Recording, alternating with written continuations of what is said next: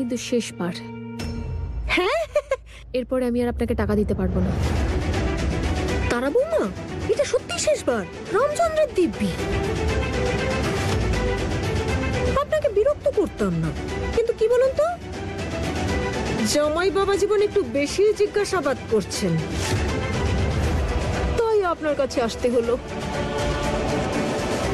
টাকা পেলে আমার মুখটাও বন্ধ থাকবে, ভুল করেও কারোর সামনে খুলবে না। শোভনকে নিয়ে আপনাকে চিন্তা করতে হবে না, আমি সামলে নেব ওনাকে। ও আর কোনো জিজ্ঞাসাবাদ করবে না।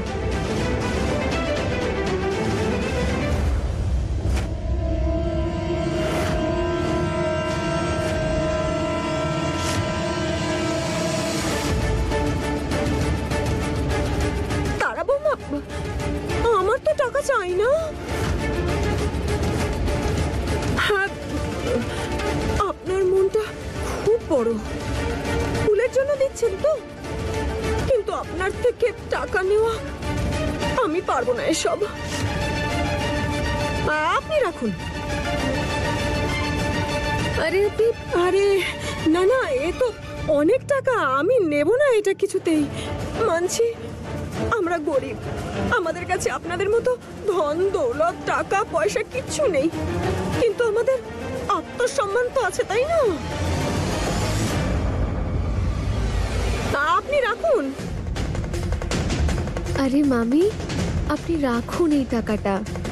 আমি চাই না যে ফুলের এটা মনে হোক আমাদের পরিবার ওকে দয়া করছে। আপনি ওকে এই টাকাটা দিয়ে দেবেন, সেই জন্যই তো আমি আপনাকে এই টাকাটা দিচ্ছি। আপনি রেখে দিন এই টাকাটা। না, আপনি রাখুন। আমার তো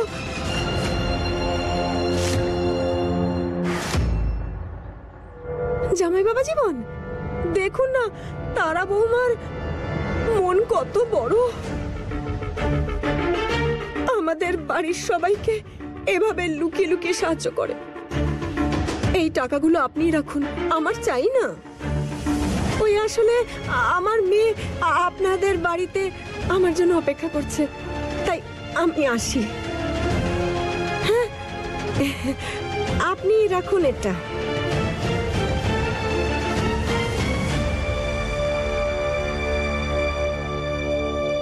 আমি ঠিক বুঝলাম না, তুমি হঠাৎ ফুলের জন্য কেন টাকা দিচ্ছ? শোভন, আজকে তো তুমি দেখলে কিভাবে ছোট মা ফুলের মায়ের চিকিৎসার জন্য কত উল্টোপাল্টা বলছিলেন। তুমি আর তোমার বাড়ির লোকেরা বেয়ানকে এতদিন হাসপাতালে রাখলে তাহলে কত সমস্যা হয়ে যাবে, তাই না? এমনিতেই হাসপাতালের যা খরচ, আমার মতে ওনাকে বাড়িতে নিয়ে চলে এসো। তাই আমি চাই না যে কাল ফুল এমন কোনো কথা শুনুক আর ওর খারাপ লাগুক। আমি সেই জন্যই এই টাকাটা ওর মামিকে দিয়ে দিচ্ছিলাম, যাতে ও ফুলকে গিয়ে দিয়ে দেয়। আমি যদি ফুলকে নিজের হাতেই টাকাগুলো দিতাম তাহলে ঠিক দেখাবে না, সেই জন্যই আমি মামিকে এই টাকাগুলো দিচ্ছিলাম। আর আমি বলেছিলাম যে উনি যেন আমার নাম না নিয়ে ফুলকে এই টাকাগুলো দিয়ে দেয়, যাতে ওর কিছুটা সাহায্য হয়। আর ওর যেন এমন কিছুতেই মনে না হয় যে ওর মায়ের চিকিৎসার জন্য আর বাকি খরচের জন্য ও আমাদের উপর নির্ভরশীল। শুধু এই কারণেই আমি মামিকে। শোভন, আমাদের এখন যাওয়া উচিত, চলো না যাই। আমি এখানে ফুলের মাকে দেখতে এসেছি, আমি তোমায় দেখে দাঁড়িয়ে গেলাম। আমি দেখা করে আসি, তুমি এগো। ঠিক আছে।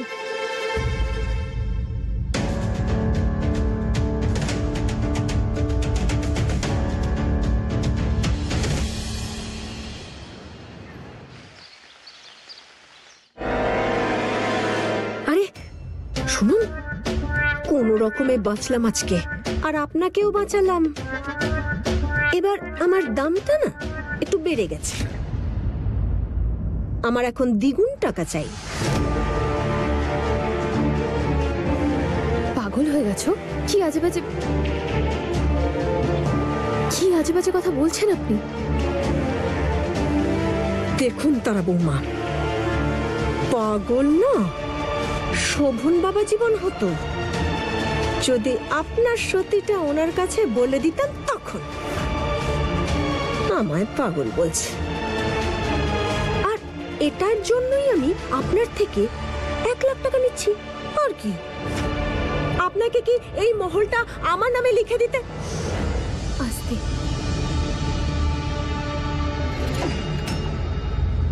ঠিক আছে,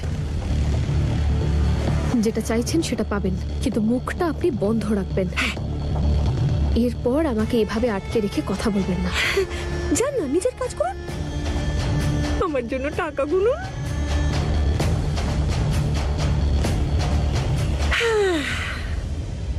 এবার যেন আমার বুকটা একটু হালকা হয়ে গেল। এবার গিয়ে আমি একটু ফুলকে দেখে আসি, 2 লাখ টাকা পাবো। না বিজয় বাবা, তুমি এবার আমার কথা শোনো। অনেক বাইরে থেকে নিয়েছো, এবার ফিরে এসো, আমাদের সাথে থাকবে বাবা। না না না, তুমি আমার কথা শোনো। মা ঠাকুরন কার বিষয়ে কথা বলছে? খোঁজ নিতে হচ্ছে তো। এই এই এই, এই ঝি, কি হয়েছে? উনি কার কথা বলছেন? বিজয়? হ্যাঁ, কি বিজয়? আরে ওই যে ফোনে এক্ষুনি কথা বলছিলেন, তাই। ও, বিজয় দাদা বাবু, উনি হলেন স্মল গিন্নিমার স্মল সান। হ্যাঁ, আমি বলতে চাইছি ওনার ছোট ছেলে, আর উনি না বিদেশে থাকেন, ফরেন। হ্যাঁ,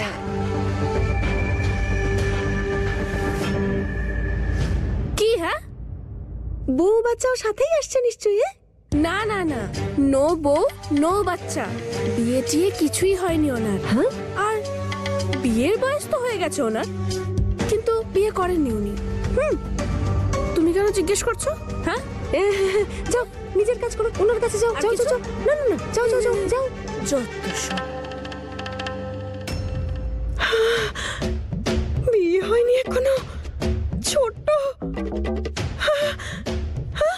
আরে, আমার কানে শোনাই বাজছে কেন? ছোট বৌমার রূপে আমি আমার রানীকে দেখতে পাচ্ছি, ছোট রাজার রানী। ওই, শুনতেও কত ভালো লাগছে। আমার রামচন্দ্র আর এই রামচন্দ্রের ভক্ত দুজনে মিলে রানী আর ছোট রাজা দুজনের বিয়ে দিয়ে দেবে। ও, আমার রানী এবারের বউ, এত বড় বাড়ি, চাকর বাকর। রানী, তোর তো জীবন বদলে যাবে। মা, আরে অনেকক্ষণ ঘুমিয়েছি, মায়ের কাছে যেতে হবে। না দাঁড়া, এখন না। কি করছিস তুই? যেতে দে না আমার। না, জামাইবাবু বলেছে তোর খেয়াল রাখতে, আর তোকে যেন একদম বাইরে বেরোতে না দিই। আসলে তোর শরীরটা ঠিক নেই তো। না না, ঠিক আছে, আমি, মা আমার অপেক্ষা করছে, যাই আমি। না, জামাইবাবু বলেছে হসপিটালে যাওয়ার আগে ফোন করতে, যে তুই এই অবস্থায় যেতে পারবি কি না। আর তুই গেলে তোর মায়ের যদি ওই কি যেন বলে ওটাকে, ইনফেকশন হয়ে যায়, তখন হ্যাঁ কি করবি? ঠিক আছে, করছি আমি। হ্যালো, আমি ফুল বলছি। আমার মা নির্মলা দেবী আপনাদের হাসপাতালে ভর্তি।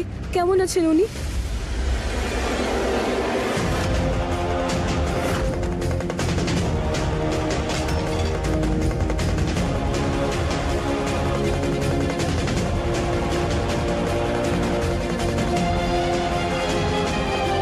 আরে ফুল, কোথায় যাচ্ছিস? হ্যাঁ, আরে কি হয়েছে? আরে দাঁড়া না রে। মা, কি হয়েছে? তোমার শরীর ঠিক নেই, এভাবে কোথায় যাচ্ছ? মা, মা হাসপাতালে নেই, জানি না কোথায়। আগে শান্ত হও, নয়তো আরো শরীর খারাপ হয়ে যাবে। আমি খোঁজ করছি তোমার মা কোথায়, চিন্তা করো না। জানি না মা কোথায়। মা যে অবস্থায় ছিল, আমার মন মানছে না। আমাকে ক্ষমা করবেন, আমাকে যেতেই হবে, আমাকে আটকাবেন না।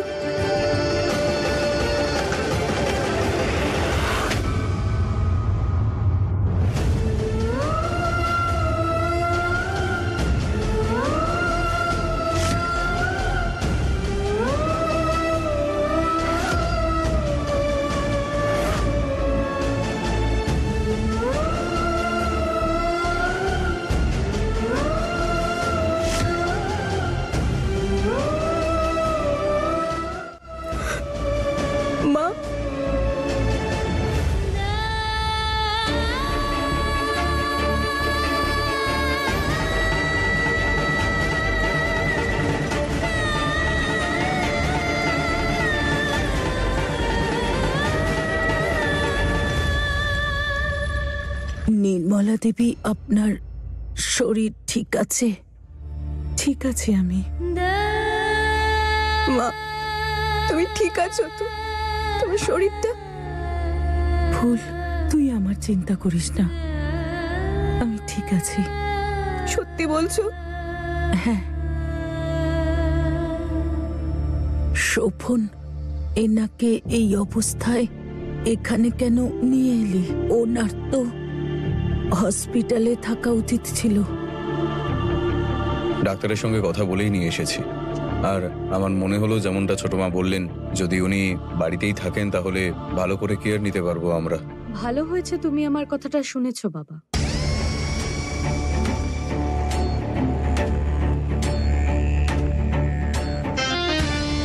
বাড়ির মতো যত্ন তো কোথাও হতেই পারে না।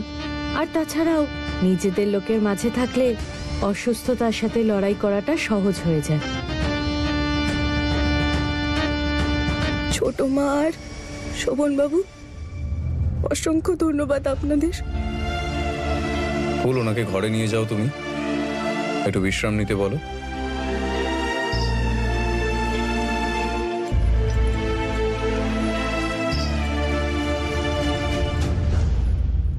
হঠাৎ করে আমার উপরেই ঝড়টা আসছে। অদ্ভুত তো, আমার সব পরিশ্রমে জল ঢেলে দেবে।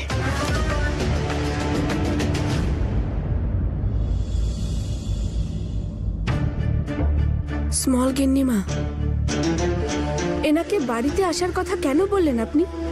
আমার তো মনে হয় যে ফুল বৌমার জন্য আপনি একটু বেশি ওয়ারিং হচ্ছেন। উনি আমাকে বলেছে ছন্দ, একবার এই ফুলের মা সুস্থ হয়ে যাক, তারপর সরস্বতী এই বাড়ির বাইরে, আর এই সব কিছু আমার হয়ে যাবে। আমি আর দেরি করতে চাই না। আর তার জন্য যদি আমায় এই বুড়িকে সহ্য করতে হয় তাহলে সেটাও আমি করে নেব। একে শুধু তাড়াতাড়ি সুস্থ করে তুলতে হবে। একবারও ঠিক হয়ে গেলেই উনি নিজের কথা রাখবেন বলেছেন। আর তারপর এই বড় বাড়ির বড় আর একা মালকিন আমি হব। বারে বা, উপরওয়ালার কি খেলা! যা বললেন না আপনি, আপনি মানে বিগ বুদ্ধিওয়ালা মানুষেরা কুচু। আমি বলতে চাইছিলাম কি যে বুদ্ধি আপনাদের মাথায়। ছন্দ, দেখতে থাক। এই সব কিছু তাড়াতাড়ি করার জন্য আর একটাই দান দেওয়া বাকি।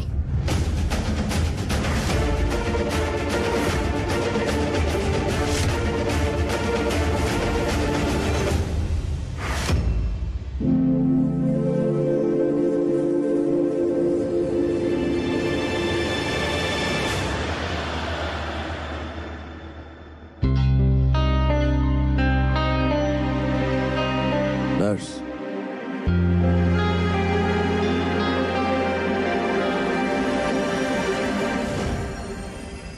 মা, ফুল,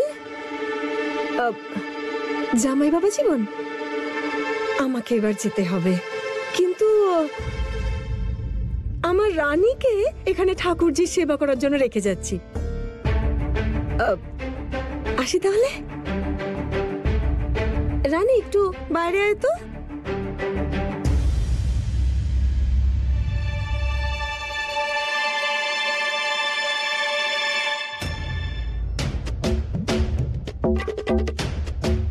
একদম সঠিক সময়, এটা হাতছাড়া হতে দিবি না।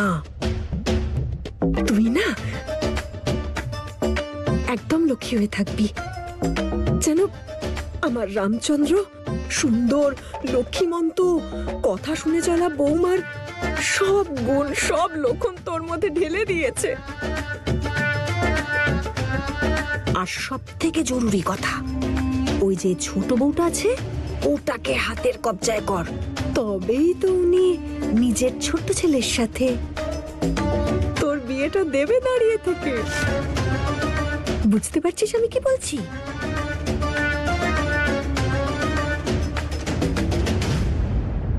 ভালোভাবে থাকিস।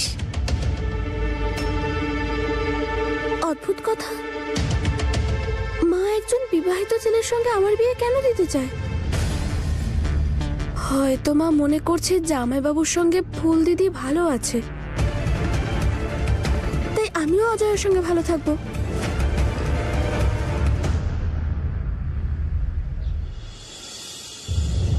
বড় বাড়ির ঠান্ডা ঘর থেকে বেরিয়ে রাস্তার গরমে পড়ছি। ইস, আমিও যদি ওখানে থাকতে পারতাম না।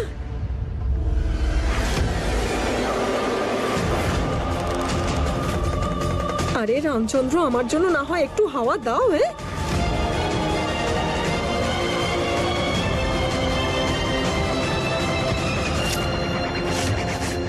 ধাক্কা মেরে দিয়ে চলে যাচ্ছে, চোখে দেখতে পাও না? হ্যাঁ, এত জোরে ধাক্কা মারলো আমি পুরো নড়ে গেলাম একেবারে। দেখে নিও, যেমন তুমি আমাকে ধাক্কা মারলে একদিন খুব বড় একজন তোমাকেও ধাক্কা মারবে, দেখে নিও। দেখতে পাইনি, হ্যাঁ। কেমন লোক যে রাস্তা দিয়ে হাঁটে।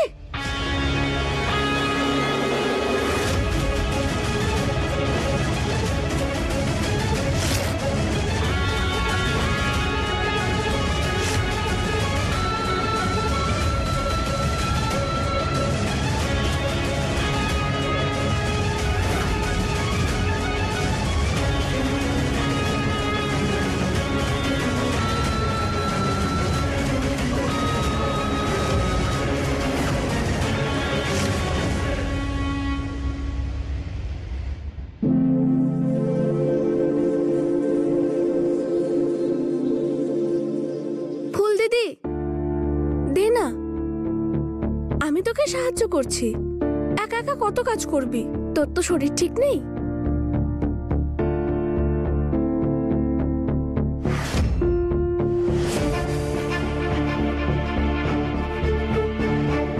নিন না। ওই যে ছোট বউটা আছে ওটাকে হাতের কবজায় কর, তবেই তো উনি নিজের ছোট্ট ছেলের সাথে তোর বিয়েটা দেবে দাঁড়িয়ে থেকে।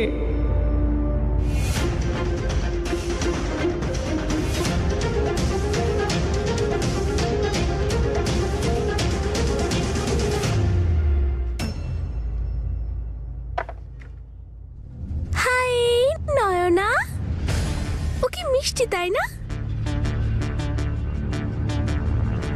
বাচ্চাদের মধ্যে তো ঈশ্বর থাকেন, এক সেকেন্ডের মধ্যে সবার মন জয় করে নেয়। আর ও তো খুবই মিষ্টি, কিউটি কিউটি।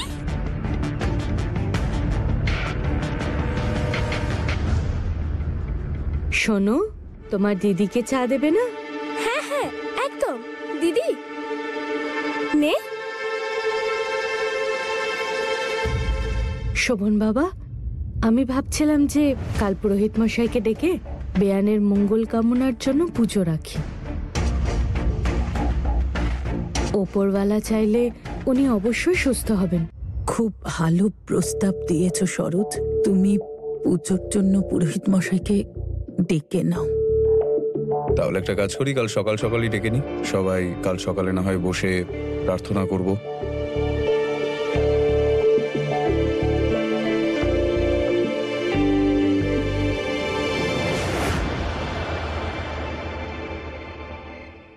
না, একদমই না। না, আপনি খাটে শোবেন আর আমি সোফাতে। আরে তুমি সোফাতে কিভাবে ঘুমাবে? তোমার শরীরটাও ঠিক নেই। আমি বললাম না, আপনি খাটে শোবেন আর আমি সোফাতে। ঠিক আছে, তুমি যদি জেদ করতে চাও তো করতে পারো, আমি নিচেই শুচ্ছি। আরে কি করছেন? না না, নিচে না। ঠিক আছে, আপনি সোফাতেই শুয়ে পড়ুন।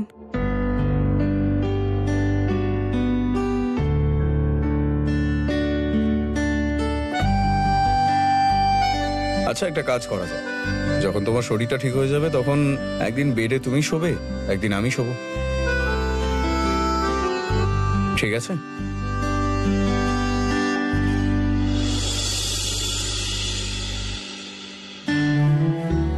সত্যি আপনি খুবই ভালো একজন মানুষ। তারা দিদি বলেছেন সব সত্যিটা আপনাকে জানিয়ে দেবে, আর আমি জানি সব সত্যিটা জানার পর আপনি তারা দিদি আর আমার কষ্টটা বুঝতে পারবেন আর আমাকে ক্ষমাও করে দেবেন।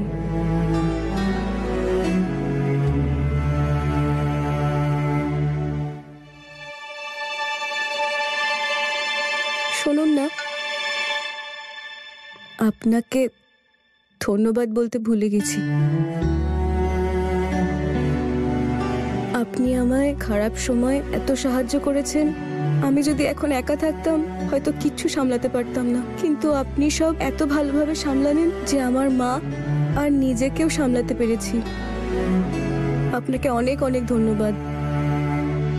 তুমি বোধহয় ভুলে যাচ্ছ, যখন আমার মায়ের শরীর খারাপ ছিল তখন তুমি ওনার খেয়াল রেখেছো। আমিও যতটা পেরেছি ততটাই করেছি, আর সেখানে আর ধন্যবাদ কিসের?